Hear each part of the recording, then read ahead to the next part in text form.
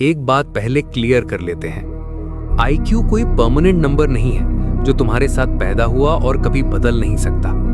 ये सोसाइटी का सबसे बड़ा झूठ है।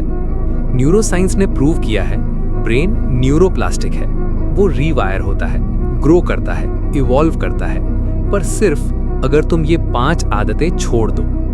क्योंकि इंटेलिजेंस सिर्फ वो नहीं जो तुम जानते हो, इंटेलिजेंस वो है जो तुम करते हो जब कोई देख नहीं रहा।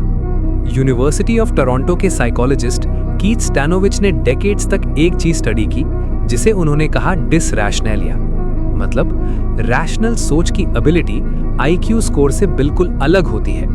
उनका फाइंडिंग, कुछ बहुत ज्यादा आईक्यू वाले लोग कंसिस्टेंटली बुरी डिसीजंस लेते हैं आदत की वजह से, और कुछ एवरेज आईक्यू वाले लोग एक्स्ट्राऑर्डिनरी शार्प और क्लियर जिंदगी जीते हैं क्योंकि उन्होंने ये आदतें तोड़ दी। तो ये तुम्हारे स्कोर के बारे में नहीं है, ये तुम्हारी डेली पैटर्न्स के बारे में है। आदत नंबर 1, कंज्यूम करते रहो, क्रिएट कुछ नहीं करना। स्क्रोलिंग, वॉचिंग, लिसनिंग, रीडिंग, दिन भर, हर रोज इनपुट इनपुट इनपुट और आउटपुट जीरो। न्यूरोसाइंस कहती है ब्रेन के न्यूरल पाथवेज स्ट्रेंथन होते हैं प्रोडक्शन से, कंजम्पशन से नहीं। कुछ लिखना, कुछ बनाना, कुछ सिखाना, कुछ क्रिएट करना। जिस दिन सिर्फ कंज्यूम किया उस दिन तुमने अपने ब्रेन को ट्रेन किया एक पैसेंजर बनने के लिए, और पैसेंजर कभी ड्राइवर की मसल्स डेवलप नहीं करता। आज रात खुद से पूछो, आज मैंने क्या क्रिएट किया। आदत नंबर 2, डिस्कंफर्ट से हर बार भागना। जैसे ही कुछ मुश्किल लगे तब स्विच करो, टॉपिक बदलो, फोन उठाओ। स्टैनफोर्ड की साइकोलॉजिस्ट कैरल ड्वेक इसे कहती हैं फिक्स्ड माइंडसेट। ये गहरी बिलीफ कि स्ट्रगल का मतलब है तुम केपेबल नहीं हो, पर सच ये है स्ट्रगल फेल होने की निशानी नहीं है। स्ट्रगल इसका साइन है कि तुम्हारा ब्रेन ग्रो कर रहा है। हर बार जब मुश्किल के साथ बैठे और पुश थ्रू किया, तुमने लिटरली एक ज्यादा रेजिलिएंट ब्रेन बनाया। जो लोग तुम्हें स्मार्ट लगते हैं वो कंफर्टेबल नहीं है, वो बस अनकंफर्टेबल होने के आदत में है। आदत नंबर 3, रिस्पॉन्ड करने की जगह रिएक्ट करना। कोई कुछ बोला, तुरंत जवाब दे दिया। कोई कुछ पोस्ट किया, तुरंत फील हो गया। कोई कुछ किया, तुरंत कुछ कर दिया। कोई पॉज नहीं, कोई स्पेस नहीं, कोई सोच नहीं। विक्टर फ्रैंकल, हॉलोकास्ट सर्वाइवर और 20th सेंचुरी के ग्रेटेस्ट माइंड्स में से एक, उन्होंने लिखा जो सब कुछ बदल देता है। स्टिमुलस और रिस्पॉन्स के बीच एक स्पेस होता है, उसी स्पेस में हमारी आजादी है। लो इंटेलिजेंस आईक्यू पॉइंट्स नहीं होती।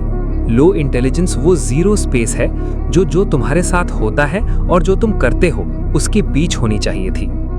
पॉज प्रैक्टिस करो, ये इंटेलिजेंस की सबसे बड़ी फॉर्म्स में से एक है। आदत नंबर 4, ऐसे लोगों से घिरे रहना जो कभी चैलेंज नहीं करते। तुम्हारा सोशल सर्कल तुम्हारा इंटेलेक्चुअल एनवायरनमेंट है। MIT रिसर्च कंफर्म करती है हम thinking patterns, vocabulary, problem solving approaches और एम्बिशंस तक एब्जॉर्ब करते हैं उनसे जिनके साथ सबसे ज्यादा वक्त बिताते हैं। अगर तुम्हारे अराउंड के सब लोग हर बात पे अग्री करते हैं, ये लॉयल्टी नहीं है, ये एको चेम्बर है, और एको चेम्बर्स तुम्हें धीरे धीरे और स्टूपिड बनाते हैं। ऐसे लोग ढूंढो जो रिस्पेक्टफुली डिसएग्री करें। ऐसे लोग ढूंढो जो वो जानते हैं जो तुम नहीं जानते। रिलेशनशिप्स में कंफर्ट जोन तुम्हारे ग्रोथ की कीमत ले रहा है। आदत नंबर 5, बिजीनेस को प्रोडक्टिविटी समझना। दिन भर बिजी, रात को एग्जॉस्टेड, और फिर भी कोई इंपॉर्टेंट काम नहीं हुआ। साइकोलॉजिस्ट्स इसे कहते हैं अर्जेंसी ट्रैप। सारी मेंटल एनर्जी उन चीजों पे लगाना जो अर्जेंट लगती हैं पर एक्चुअली इंपॉर्टेंट नहीं है। हर मैसेज का तुरंत रिप्लाई, हर मीटिंग अटेंड करना, सबको हाँ कहना, और इस बीच तुम्हारे सबसे इंपॉर्टेंट गोल्स, तुम्हारी डीपेस्ट थिंकिंग, तुम्हारा असली काम अनटच्ड पड़ा रहता है। कैल न्यूपोर्ट, डीप वर्क के ऑथर, कहते हैं बिजीनेस क्लियर थिंकिंग के एब्सेंस में प्रोडक्टिविटी का सब्स्टिट्यूट है। सबसे शार्प माइंड्स सबसे बिजी नहीं होते, वो सबसे इंटेंशनल होते हैं। तो ये रही 5 आदतें। सिर्फ कंज्यूम करना, क्रिएट नहीं करना, डिस्कंफर्ट से हर बार भागना, रिस्पॉन्ड की जगह रिएक्ट करना, एको चेम्बर रिलेशनशिप्स, बिजीनेस को प्रोडक्टिविटी समझना। इनमें से कोई परमानेंट नहीं है, ये तुम्हारी आइडेंटिटी नहीं है, ये सिर्फ आदतें हैं, और आदतें बदली जा सकती हैं। सवाल कभी ये नहीं होता कि तुम इतने इंटेलिजेंट हो या नहीं। सवाल हमेशा ये होता है, क्या तुम इतने अवेयर हो कि चेंज कर सको। क्योंकि अवेयरनेस यहीं से सारी इंटेलिजेंस शुरू होती है।